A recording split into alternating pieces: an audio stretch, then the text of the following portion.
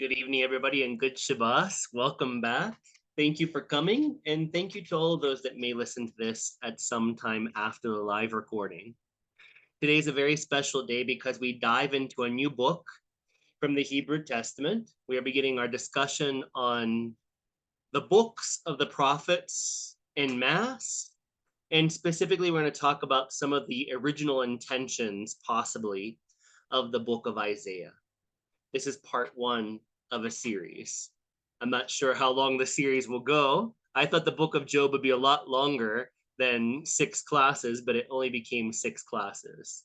So we'll see how many weeks it may take us to go through the book of Isaiah.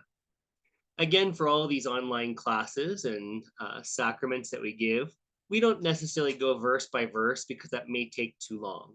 So I invite each of you, after you listen to a class and interact with the class, to go to your Bible and to read the whole section, all verses, so you get the full context, and you can make up your own decisions about what the prophet Isaiah may have been trying to teach us or prophesize. You'll see that these set of classes may be very, very controversial for some Christians because it goes against the grain of what Christians teach, uh, which is just not accurate. So, saying that, I also want to state something about this ministry. This is the online Church of St. Philip, and of course, there is a real physical online, there's a real church in which I meet with people in their homes in the place where I live, which is currently in Toluca, Mexico. So we do have a live church also, but we also teach online to spread a greater mission.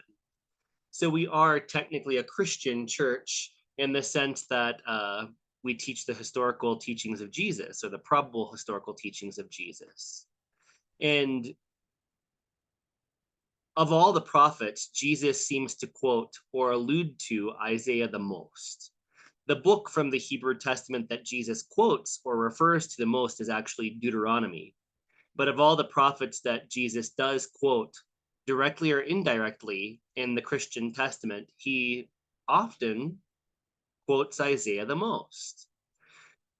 And we're only talking about direct references that Jesus is said to have made. Whenever Jesus quotes a certain portion in part or whole from the book of Isaiah, we're not talking about when the writer of the gospel says that Isaiah said this in fulfillment of the coming of Jesus.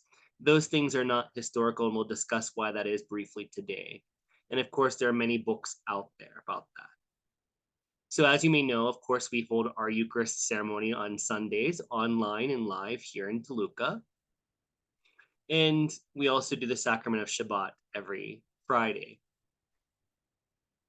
We don't aim to culturally or spiritually appropriate the Jewish religion. We're not trying to say that we do that during the sacrament of Shabbat. So whenever I say I'm teaching the Judaic thought of Isaiah, I'm teaching some well-known biblical ideas that many biblical scholars, both Jewish and Christian, have taught for many years now. But it has not made it into the mainstream in modern Christianity because it goes against a power structure and a religious structure that was created, that was made up. So if you don't want to hear the historical truth, then now's a good time to turn off the channel. But it is out of deep respect both to Mar Yeshua and to Judaism that we should talk about what is historical and what is not historical. I'm not telling you what to believe, but I'm telling you what history says and what the book says. So those disclaimers being set aside, let's begin our discussion. So correctly understanding the books of the prophets is very important, especially when it comes to Isaiah.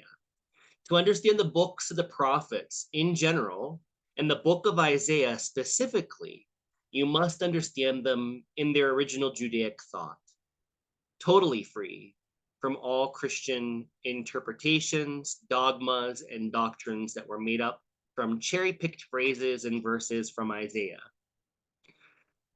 Jewish tradition interprets the prophets as supporting and expounding the teachings of Torah.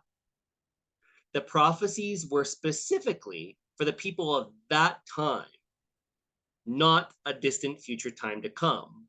So in Isaiah or Ezekiel or Daniel, whenever any of them spoke about a prophecy, they are speaking for their hearers, not for somebody 100 years later or millennium later.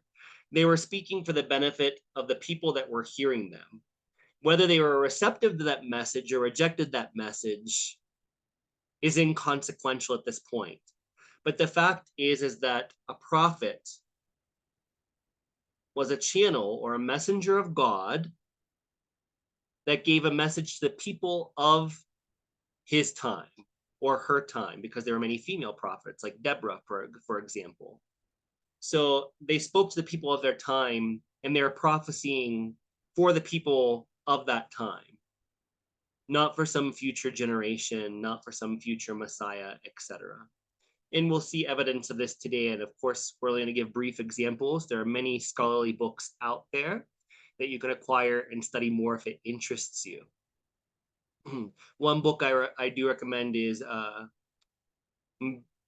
Bart Ehrman's book, which is an introduction to the Bible. It's an excellent resource, and he goes into quite some detail about Isaiah and what biblical scholarship knows about Isaiah from a Judaic perspective, from a historical perspective, as opposed to what Christians tried to make versus mean. And again, I don't mean to be disrespectful to any beliefs about Jesus that different sects of Christianity have. We all should hold the beliefs that we hold in our heart. Nobody here is going to try to change you, but we should know what Isaiah really meant. And unfortunately, most Sunday schools will not teach you what it really meant because it would poke holes in some of their theories.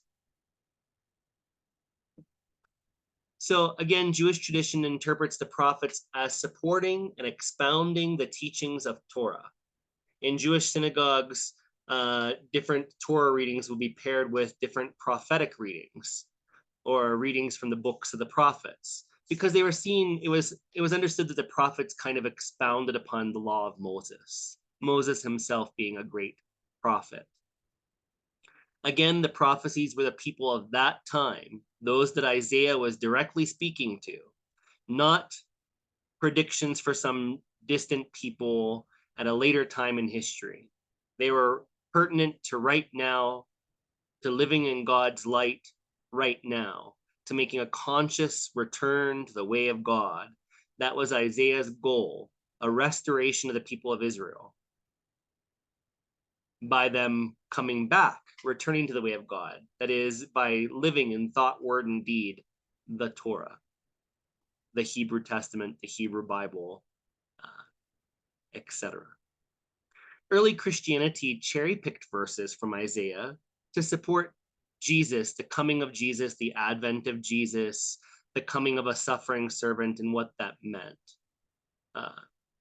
So they used it to prove that Jesus was born of a virgin, or to try to prove that Jesus was born of a virgin, to try to prove that he was a suffering servant that would atone for the sin of all of Israel and all the world. And it's, although those things may or may not be true, it's not what Isaiah was prophesying about, to be diplomatic.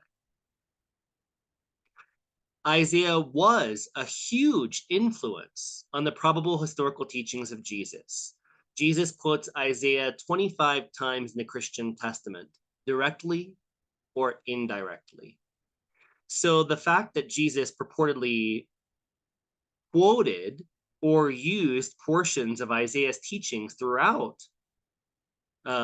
his mission on earth, his teaching, his ministry on earth, shows that he really admired Isaiah, and that some, maybe not all of Isaiah's thoughts resonated with Mar Yeshua. Because we all know when we pick up a spiritual book that a lot of the ideas we might resonate with, but some of the things that the author says we don't agree with.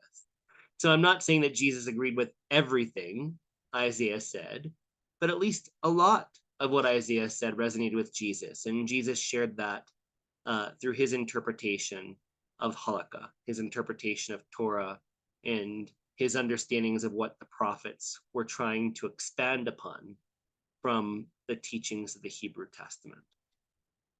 So Isaiah is particularly very important, especially what is called Trito Isaiah, because Trito Isaiah discusses the idea of the Son of Mankind, collective Messiah, the Baranash. So that's a major part of influence for Jesus was Trito Isaiah, which is also added to Trito Isaiah, Jesus' teachings about the Son of Mankind, collective Messiah, the communion of saints, the Baranash, the second Adam. These are all synonymous terms that came from Trito Isaiah. And it also was informed by the book of Daniel and Enoch 1 and 2, amongst other pseudepigraphical and intertestamental literatures that Jesus would have known about. So Jesus is not the suffering servant Isaiah speaks of. This actually comes from my master's thesis, which is called the Pauline Epistles. So soon that will be available for everybody to read. Great thanks to the professors that edited that thesis and to the presiding bishop of the home temple, Dr. Louis Kaiser, for being patient through my editorial process of making the thesis readable and understandable. But this is a small portion from my thesis. Jesus is not the suffering servant Isaiah speaks of. It's not historical. The concept of the suffering servant was not about Jesus. It was cherry-picked by early Christians and interpreted to justify Jesus' suffering and death on the cross. However, the prophets of the Hebrew Testaments made prophecies for the people of their time to benefit from, not for some far-off future time.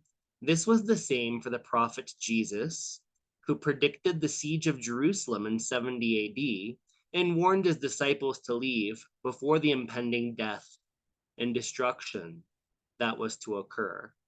Bart D. Ehrman points out in the Bible, A Historical and Literary Introduction, which is the book that I recommend. That's the full name of the book. It's a great book to read. It's an easy read. And it lets you begin to distinguish what is historical and what is not historical in the Bible. It's an excellent read. Very good. I highly recommend it. So anyhow, Bart D. Ehrman points out that most readers fail to note the verb tense of the suffering servant passages. They do not indicate that someone will come along at a later time and suffer in the future. They are talking about past suffering. The servant had already suffered, although he will be vindicated. And so this is not about a future suffering Messiah. The book of 2nd Isaiah itself indicates who the servant of the Lord is. It is Israel, God's people. So this is so important. It's very, very, very important to understand that Isaiah was not predicting the coming of Jesus. He was not predicting a suffering servant, even though Jesus did suffer and die to give us a great teaching, which I am dedicating my life to sharing with the world as much as I can, as well as other priests and priestesses of the home temple. So Sunday schools will never teach you this because they don't want to. They may or may not even know about it. It may be conscious or it may be unconscious. It doesn't have to be malefic intent. Oftentimes, whenever our parents tell us something or our preachers tell us something, we believe it. But how educated those people are varies from person to person. So unless you're actually taught and you know how to read Hebrew and you understand Judaic thought, which I cannot claim to know either. I only know what biblical scholars and, my teacher happened to be a biblical scholar and an expert in Hebrew and Aramaic. So I was very fortunate, be able to benefit from that wisdom and from other books and sources that are accepted throughout the world of biblical scholarship to understand some key Hebrew phrases and terms.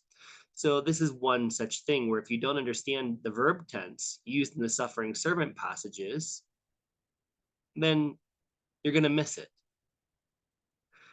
And again, this takes nothing away from Jesus's suffering on the cross.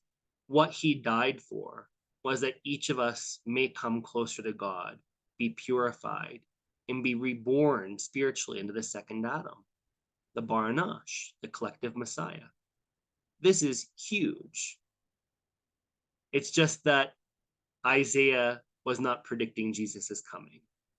Whether he knew in his expanded consciousness that a Jesus would come, we don't know from his writings. But Isaiah and Jesus were similar in some ways because Isaiah sought to encourage people to understand that they needed to return to God. They need to purify themselves. How do you purify yourselves? You purify yourselves by doing the Torah. And Jesus actually said this several times throughout the Christian Testament. He said, I did not come to abolish the law. The law is the Torah. He says that not one letter should be removed from the Torah. In other words, you should do it. That is how you purify yourself, is by doing Torah, particularly Jesus's interpretation of how Torah should be enacted in thought, word, and deed. Isaiah gave a different message, but with the same intent, to help us to return to God, the way of God, by purifying our minds and our hearts, and by seeking God daily, knocking, seeking, asking. Same message, different focus, different technique. As every great spiritual teacher and prophet may take a different road to God, all the roads lead to the same destination. All the rivers culminate into the oneness of the ocean. So they had similar goals, and obviously Jesus really respected Isaiah, but Jesus's teachings weren't a replication of Isaiah. So the prophets wanted Israelites to return to the way of God. Jesus was a prophet also, and he had the same goal. Although each prophet's halakha, or manner of teaching, may have been different, their goal was to help the people of Israel to return to the way of God, to fulfill Torah, to fulfill promises between God and humanity, or the covenant. The purpose of most of the prophets, including Isaiah, was to encourage a wayward people that had in various ways turned away from God to make teshuvah, a return to God, by complying with the Torah. In contrast to the ancient Near East, unsolicited communication with the divine is strongly preferred over divination. We find condemnation of soothsayers, necromancy, and liver omens. True prophets, true Jewish prophets, are often characterized as reluctant messengers, as reflected in Jeremiah's complaint to the Lord that you have overpowered me and you have prevailed. So this is important to understand because whenever you read throughout the Hebrew Testament, there's some verses cited here on the screen. And whenever you read different verses in the Christian Testament and you hear preachers preaching in Christian churches, especially more fundamentalist churches and Protestant type churches, you hear them talking about, divination is evil, it's of the devil, it's of Satan. But yet, all the prophets, which is the basis or the root, at least, of Christianity, practice divination. So how can it be evil and sacred at the same time? Because Jesus was a prophet, he practiced divination in a sense through his communion with God that allowed him to preach a message from God, from the throne of God. Was Jesus' message of the devil? Of course not.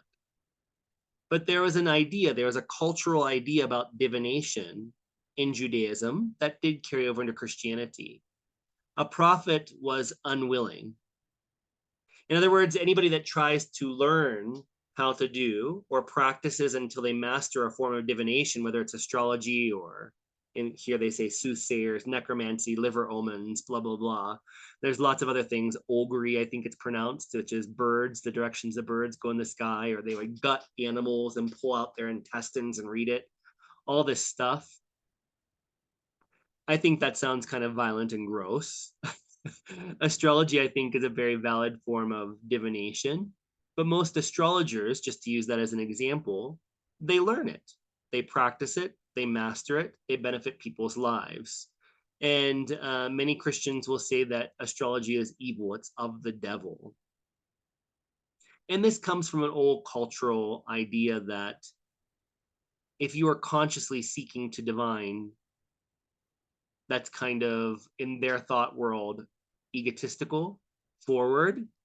But if God says, I'm going to use you as a messenger, as a prophet to my people, if you are unwilling or you feel overwhelmed by that request of God or some angels or whomever comes to you, then that is considered holy. So it's a question of whether you are seeking to divine on your own or whether God is asking you to divine or prophecy on his part. So that is the main distinguishing feature as to whether prophecy or divination is sacred or not sacred in Judaism. And a lot of these thoughts carried over into Christianity as it developed. And this is cited, the verse was cited from the New Oxford Annotated Bible with Apocrypha. Again, I really recommend that version of the Bible because although it's not perfect in my opinion in all ways, it provides a non-biased scholarship view of the verses. And it gives a lot of really good background information, such as this, for people that may not know it. Together, the two collections, earlier and latter prophetic books, portray a chain of prophets extending from Moses to Malachi and underscore the themes of divine control of history paired with divine graciousness. So here's the problem with prophets, right? Or the problem for the prophets. The Jewish people were being defeated by so many surrounding empires. They are being enslaved by Egypt, purportedly, although there's some question as to whether that's historical or not. They were enslaved by the Syrians, and then when Persia took over, the Persian emperor released them from Babylon, etc. But anyhow, the problem is that if God was all powerful, why was Israel taken over, right? Why was it destroyed? Why were its people enslaved or exiled? Why were there all these troubles? They wanted to come up with an answer to this that made sense. Because if our God is not only the God of Israel, but Isaiah goes on to say that God is the God of all nations, not just Israel, then why is Israel suffering so much? Even to this day, why do Jewish people suffer so much? Even to this day in America, there is so much anti-Semitism, so much hatred towards Jews, and conspiracy theories about Jews that are absolutely ridiculous, right? So if God, Yahweh, is the God of the Jews, the God of Israel, the God of all nations, why does it suffer so much? So Isaiah, many of the other prophets speak of this and say that it's because you have turned away from the way of God. You've turned away from the ways of the Torah. You've broken the covenant with God. And so this is what you get karmically as individuals, as a country. So how to restore Israel to its former glory and how to restore the soul or purify the soul of each Jew was to return to the way of God, individually, but as a collective whole. This was the solution for ending the problems of the Jewish people.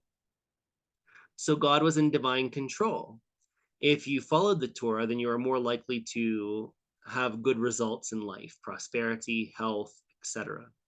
But if you did not follow the way of God, especially en masse as a nation, as Israel as a whole, then God would allow neighboring nations to conquer Israel and Jewish people, to subjugate them, to make them leave Jerusalem, leave Israel, uh, so on and so forth.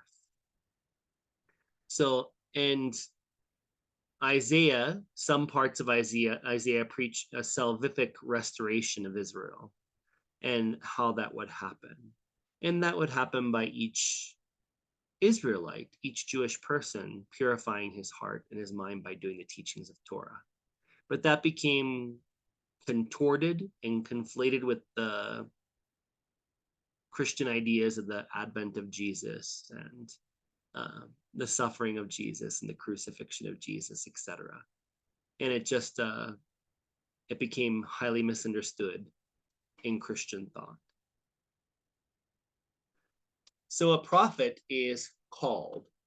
A male prophet is called Nabi. A female prophet is called Nabiya. The Hebrew term used for the prophets is Nabi, a noun likely derived from the verb call, as you're called by God to do something. And remember, to be a true prophet in Judaic thought, pardon me, I can't speak today, meant that you were somewhat unwilling or you were overpowered by God, such as Jeremiah said in his book, which we'll get to the book of Jeremiah someday because Jesus also quotes Jeremiah in the Christian Testament. Dr. Louis Kaiser, our presiding bishop and my ordainer, defines Nabi as a bubbling spring. And then I put in quotation marks of inspiration because that's the meaning. You're a bubbling spring. Ideas are bubbling up to the surface. Inspiration is bubbling up to the surface. So he defines Nabi as a bubbling spring. And that bubbling of ideas of inspiration is for all people around the prophet or the prophetess, so that those people can be inspired to seek God. Other Hebrew terms employed for prophets are roe, which means seer, and hothe, meaning visionary or seer, which are sometimes explicitly equated with nabi. See 1 Samuel and 2 Kings, etc. So the historical context of Isaiah, it's important that to know that there were two kingdoms of the Jewish people. The northern kingdom was Israel, and the southern kingdom was Judah.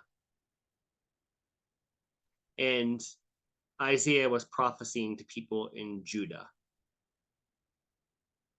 Isaiah, Hosea, Amos, Jonah, and Micah refer to persons and events in the 8th century before Christ, when the Neo-Assyrian Empire controlled the ancient Near East and dominated Israel.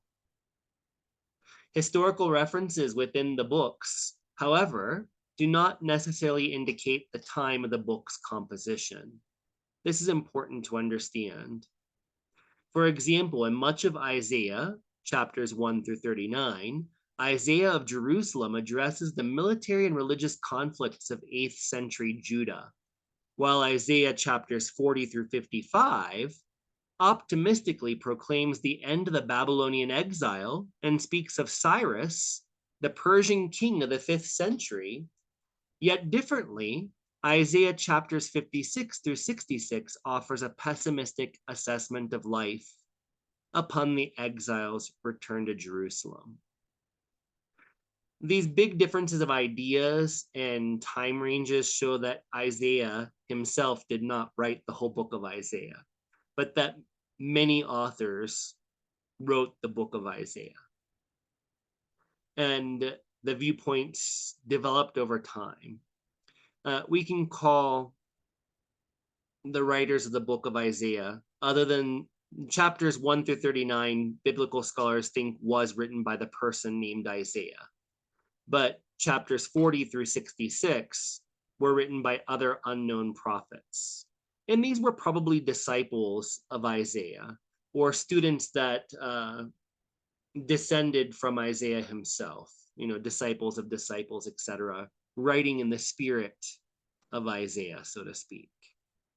And this also happens in Christianity and most religions, where, for example, Mark was not written by Mark, John was not written by John, uh, Matthew was not written by Matthew, etc. So that's important to understand. We've discussed that before. But Mark was probably written by the school of Mark, disciples of the disciples of Mark. Matthew was written by the school of Matthew, disciples of the disciples of Matthew. John was written by the disciples of John and the disciples of the disciples of John. And it developed over time. And this is very well known and documented and proven by non-biased biblical scholarship.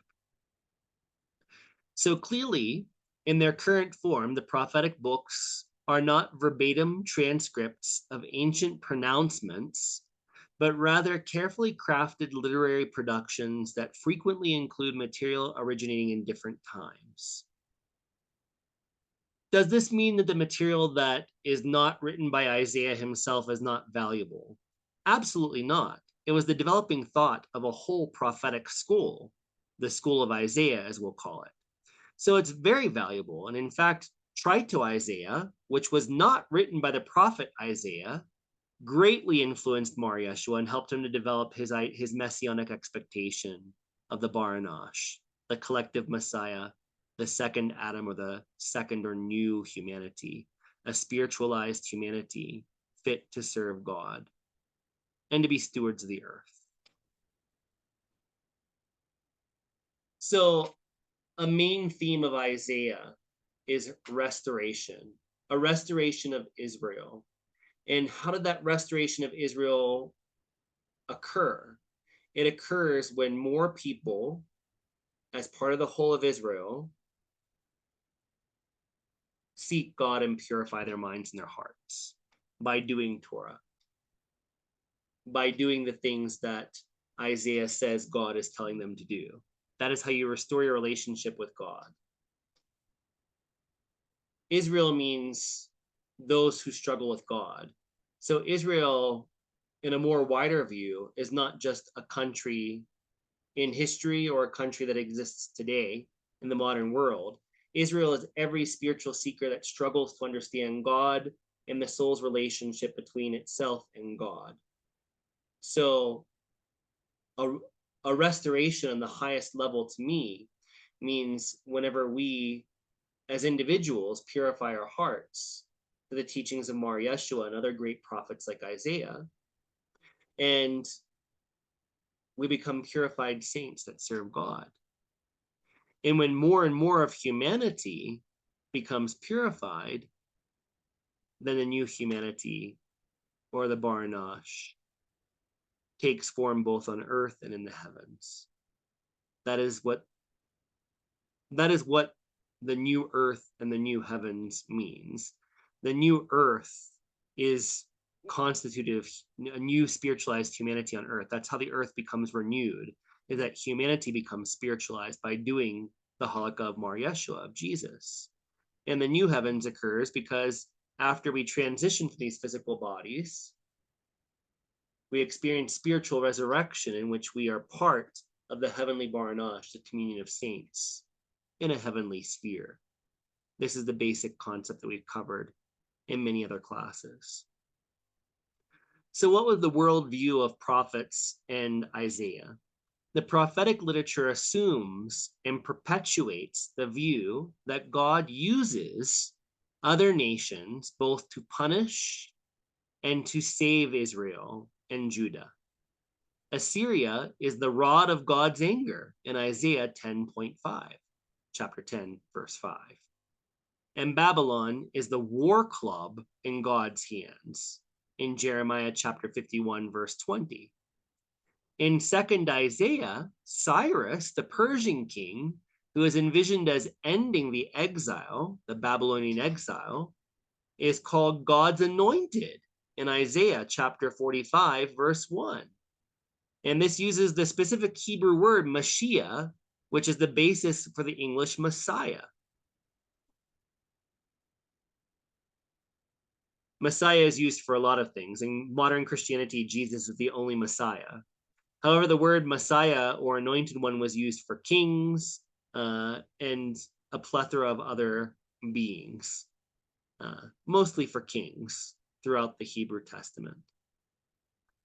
So by focusing on the fate of nations and the restoration of Jerusalem's glory and honor, however, the prophetic literature devotes little attention to the fate of individuals and the human suffering endured during punishment, meaning when God allowed other nations to take over Israel and Jerusalem, etc., and Judah.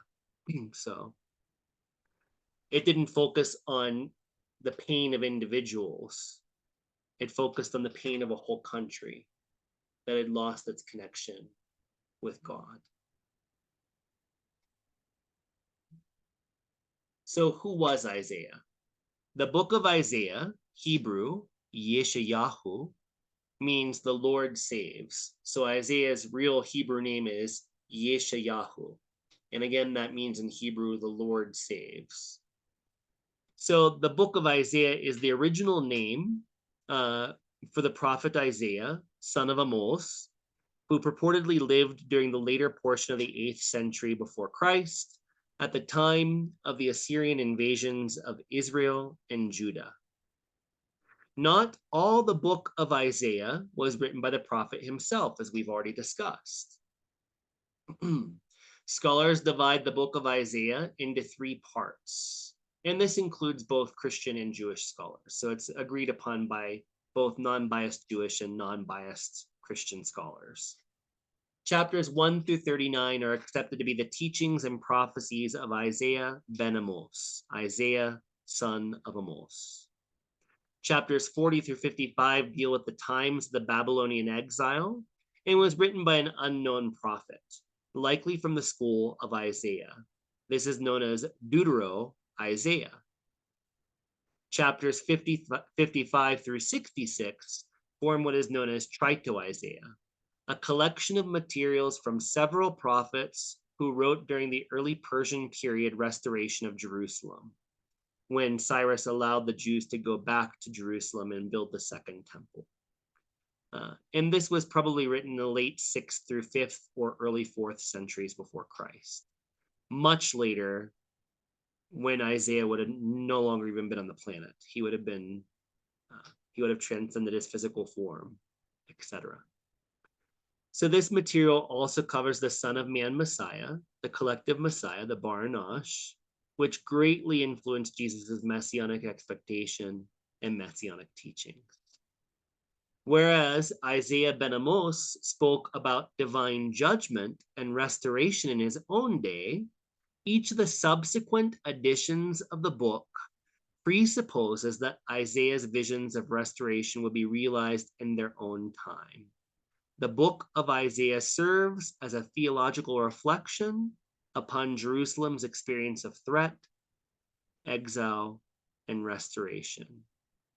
So all the prophecies from Isaiah were not about Jesus, some future fulfillment of one Messiah, but it spoke of the restoration of Israel as individuals and as a conglomerated whole. And it spoke of Jerusalem's experience of threat, exile, and restoration, why each of those occurred. Threat and exile, basically, were the result of people turning away from the way of God. And restoration of an individual soul or the whole of Israel comes about when one or more individuals seek God, are purified, and become part of the Bar Nosh, the Son of Mankind Messiah, the collective Messiah, which is taught in Trito Isaiah. That's enough for now. That's my introduction on prophets in general and Isaiah in specific. Next Friday, we'll begin going through select verses from chapters 1 through 39, which are the actual teachings of the person, Isaiah. And then, of course, as time moves on, we'll go into Deutero and Trito Isaiah and take selected verses so that we can have an understanding of how Jesus may have used those teachings to develop his own halakha. So, second cup of blessing.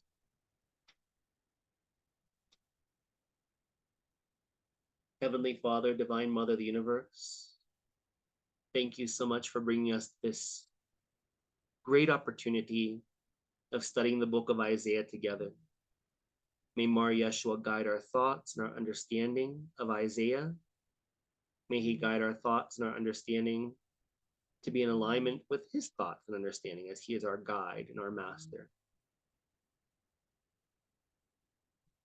The main theme, as I understand it, Lord, as we understand it together, is that Isaiah teaches a restoration of Israel. He teaches a restoration of every soul that struggles to understand and attain union with God. May we take these teachings as we learn them over the next months and apply them to our lives. By the power of your love, the power of your wisdom, may we each be spiritually reborn, restored into oneness with you. Amen. Amen. Amen.